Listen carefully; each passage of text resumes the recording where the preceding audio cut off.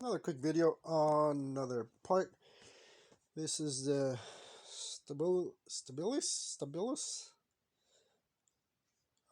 rear hatch strut for the Volkswagen, the Rabbit. Mine are starting to not hold too well, so I decided to just order these. These are actually part number. Come on, focus. There we go. I think I got it. And as you can see, these are made in Germany. These are OEM, and basically this is what it looks like. So I think you pop that piece on the back right there. You put a screwdriver right there, pop that out, and then these pop in. Then you just put that back.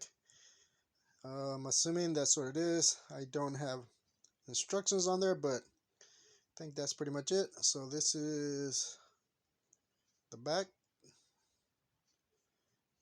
what they have in German and the English version, or made in Germany, and the part number right there. As you can see, that's pretty much it. They actually look kind of short, but it did say these are the OEM version type of struts for the hatch. So this is what I ordered from FCP Euro, and I finally got them. So I want to change those maybe tomorrow, because I don't want that hatch to hit me on the head. So I want to do that before it starts getting pretty floppy there.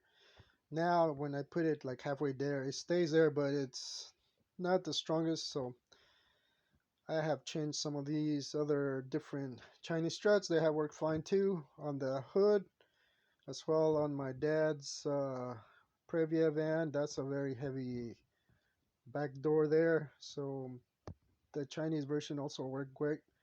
This one is made in Germany, so hopefully they'll take care of that before I have any problems with the hatch. But I want to show you this because I haven't seen this brand before. And here, let me show you the back. So there's the instructions there. So you get the English version, and then there is Spanish, and what do we have here? French, I think. And then on the bottom, I don't know why they all say this thing will cause cancer, or may, not this part, but may expose you to some cancer chemicals. Usually you get that from China. There's the QR code.